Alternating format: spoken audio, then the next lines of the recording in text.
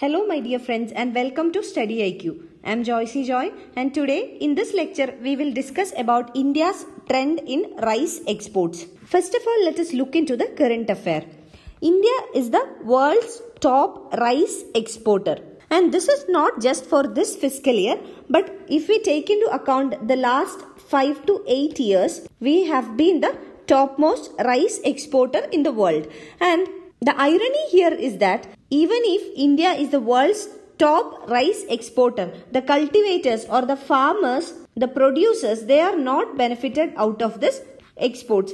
But the merchant capitalists, they are the real beneficiaries of this increase in exports. So the real producers who are the farmers are not benefited. Even the consumers, they are also not benefited. But the merchant capitalists are reaping the benefit of this increased rice exports from the country. So we will consider this current affair in detail in this lecture. We will understand various dimensions of it, how it has impacted the farmers, what changes it made to the consumers. Like for example, in the market, what changes it brought into, like the inflation rates. So we will discuss about that also and how it has helped the merchant capitalists, and we will also discuss what is the trend of rice exports in the country. Now let us understand what is the status of India's rice trade. It was in the year 2011-12 that India replaced Thailand to become the world's largest rice exporter. So now from 2011 to 12 onwards, India has the leadership position in the export of rice. And this export of rice is not only in the basmati category but also on non-basmati rice. Now, if we consider the non-basmati category, in the year 2010-11, the exports was around 1 lakh tons of non-basmati rice.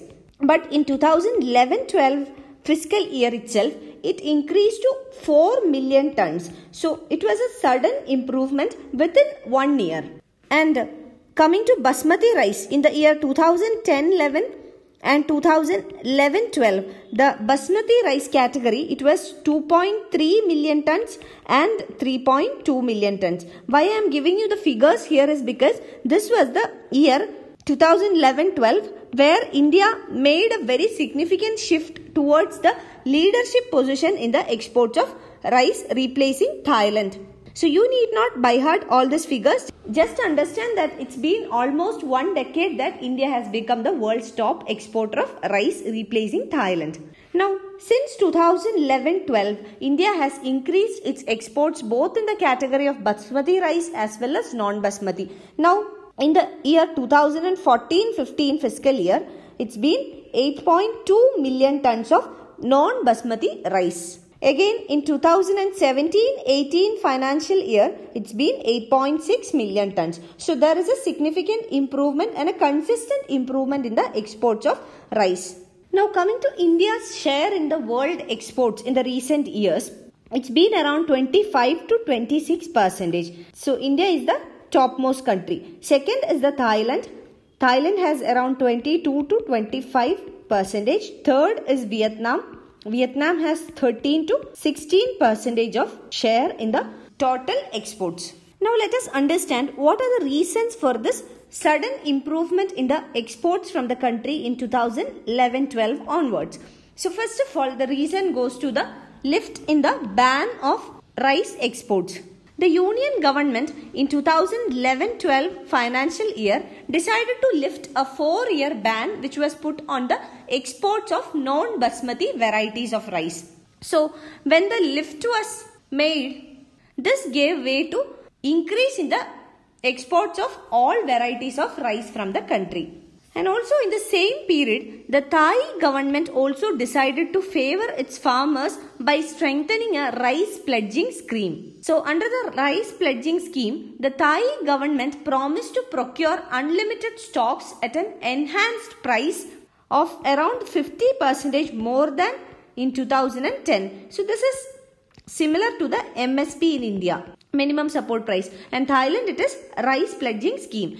So that was also one another reason, and when Thai government announced such a scheme, the farmers in Thailand would give their produce to the government because government offered a 50% hike in the prices compared to the previous year. So there was a shortage in the global market, and this shortage was met by the Indian exports. And it was in the same year that the ban was lifted in India. And what was the consequence in India?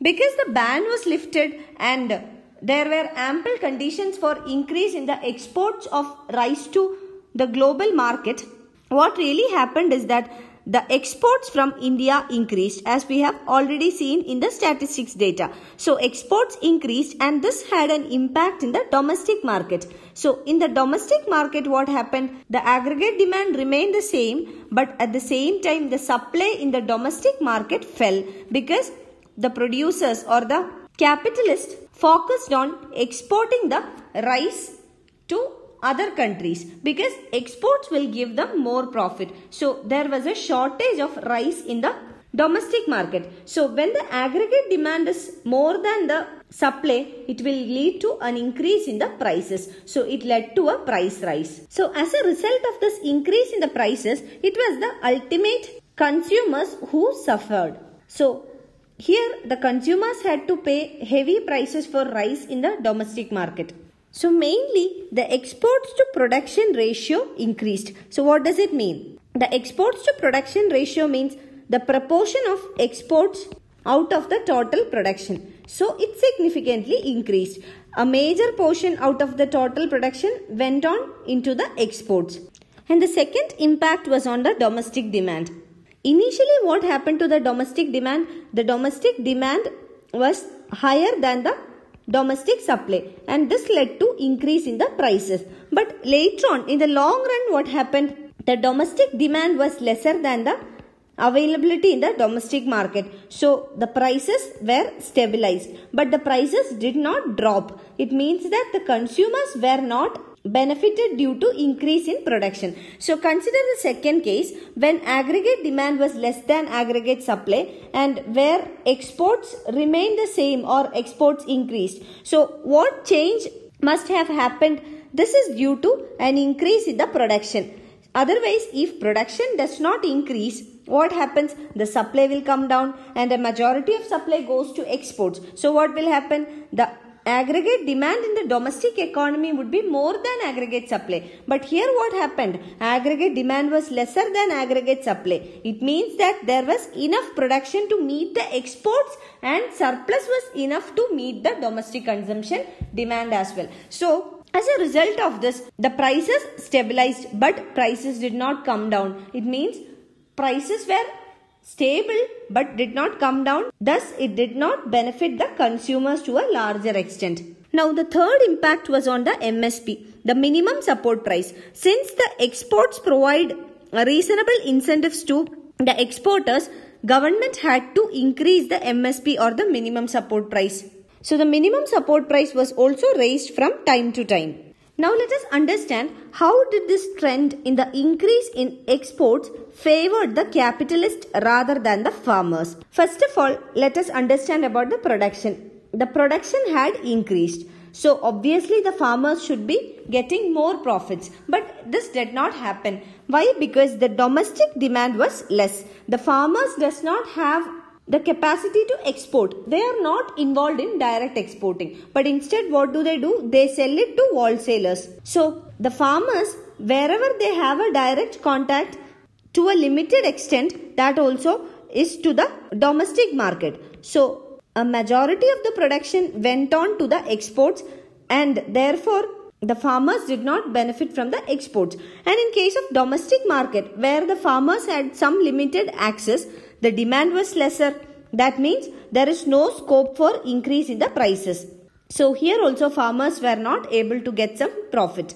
And coming to the retail prices in some metropolitan cities, the retail prices were above the export price. But here also the farmers were not able to get the share of this increased prices or the price rise. The reason is that the distribution margins were very high. This is due to fragmented supply chains. So the distribution margins were very high and finally when it reaches the consumer, the retail prices would be inflated. But the end producer, that is the farmer, he does not get any benefit of this because the increase in prices were due to the increased distribution margins. So the liberalization of the trading in rice, that is the ban lifting of the exports of rice, did benefit one section, that is the merchant capitalists who were directly involved in the exports. So the actual producers or the consumers were not benefited out of this liberal policies adopted by the government. You can find the PDF of this lecture on my Facebook page, and for any queries regarding your UPSC preparations, you can get in touch with me on my Facebook page, or you can email me at joyce.studiiq@gmail.com. Thank you.